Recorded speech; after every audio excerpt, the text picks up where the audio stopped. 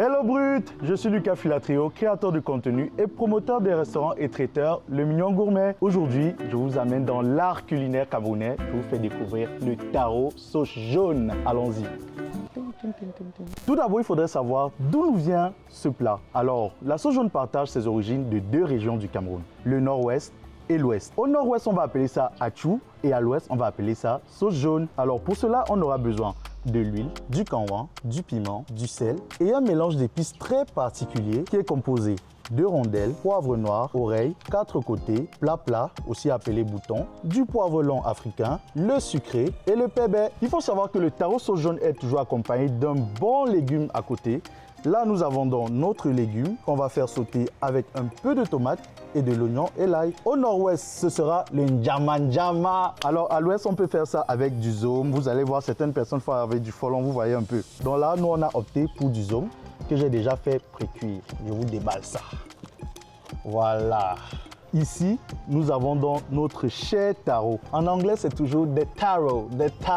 Donc, nous avons donc ce taro-là qu'on va faire cuire et piler par la suite pour avoir un couscous ou bien une pâte homogène si vous voulez. Que serait le taro sauce jaune sans ces obstacles? Alors nous avons ici de la peau, communément appelée nkanda. Ici, nous avons de la viande de bœuf bien fraîche et des tripes de bœuf. Toutes ces viandes-là seulement pour la sauce jaune? Oui. Tout ça se mélange. C'est le Cameroun en miniature. On mélange tout ça. Alors, on va faire cuire nos obstacles. On va mettre la viande. On va mettre tout ça comme ça. Allez hop. Et la viande et la peau vont aller ensemble. On va mettre un peu de sel. Il faut savoir que dans la cuisine africaine, les plats traditionnels, on ne surcharge pas ça avec les épices, les condiments et tout, c'est toujours simple. Surtout quand on fait le taro sauce jaune, on fait juste cuire avec du sel. Mais moi, je rajoute souvent un peu d'oignon.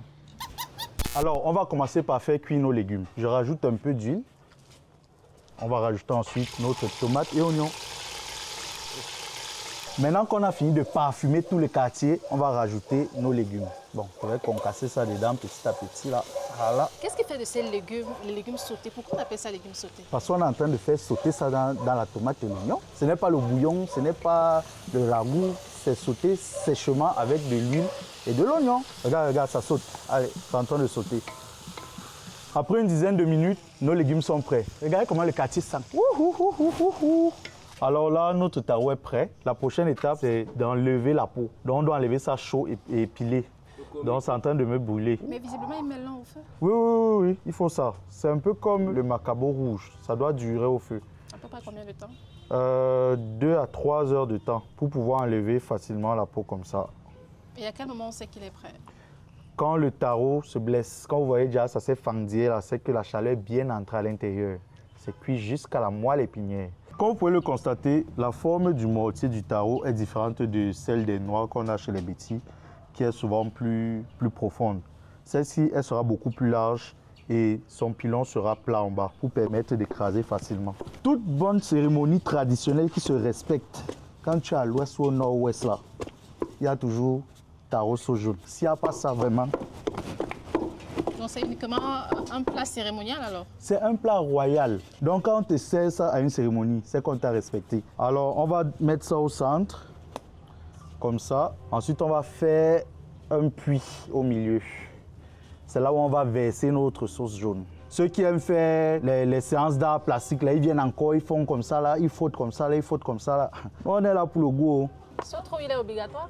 Mais oui, bien sûr, ce sont les parois qui doivent emprisonner la sauce jaune. On va maintenant venir libérer ça avec les doigts tout à l'heure, tu vois un peu. Là, c'est l'étape de la préparation de la sauce jaune. À l'école, on nous a appris que l'eau ne se mélange pas avec l'huile parce que l'huile a des molécules plus légères. Mais le continent a trouvé un moyen de mélanger ça. On va donc prendre notre canouan et mélanger avec l'eau.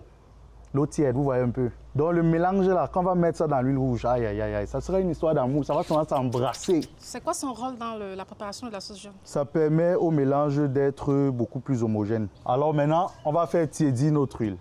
Il ne faut pas trop la chauffer, donc on va juste faire qu'elle chauffe légèrement. Si elle chauffe trop, qu'est-ce qui va arriver? Non, ce sera trop léger, notre sauce jaune sera trop lolo. Maintenant qu'on a mis notre canouan ici dedans, regardez la réaction chimique qui va se produire. Directement, ce sera notre mélangeur. Certaines personnes vont prendre le mixeur, le batteur électrique, tout ça pour mélanger, mais traditionnellement, il n'y a pas tout ça au village. Donc, on fait comme au village. On prend notre tasse là, et on fait le mélange avec.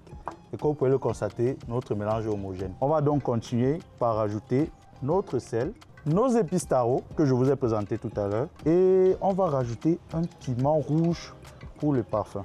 Allez. Ça va repartir au feu? Non, non, non, non, non, ça va pas au feu. On mélange juste comme ça et c'est prêt. Ça prend combien de minutes? 2-3 minutes, c'est bon, jusqu'à ce que vous ayez une consistance homogène. Généralement, on dit que le taro sauce jaune, c'est le plat du dimanche au Cameroun, c'est vrai? Oui, oui, oui, oui, oui. Le continent a transformé ça en plat du dimanche.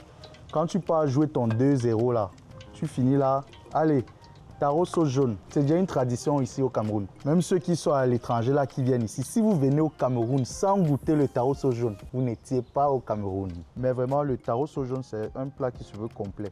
Il doit avec les légumes là, les obstacles qu'on rajoute là, c'est la viande, la peau, on met un peu de cadeau là, serviette, dernier complément, la serviette de bœuf. Et on va rajouter notre sauce jaune, notre taro sauce jaune.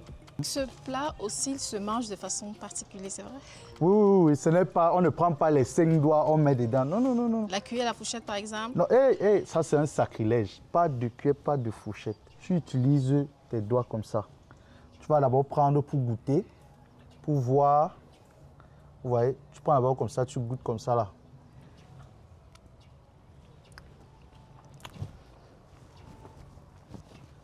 L'émotion. C'est trop pimenté.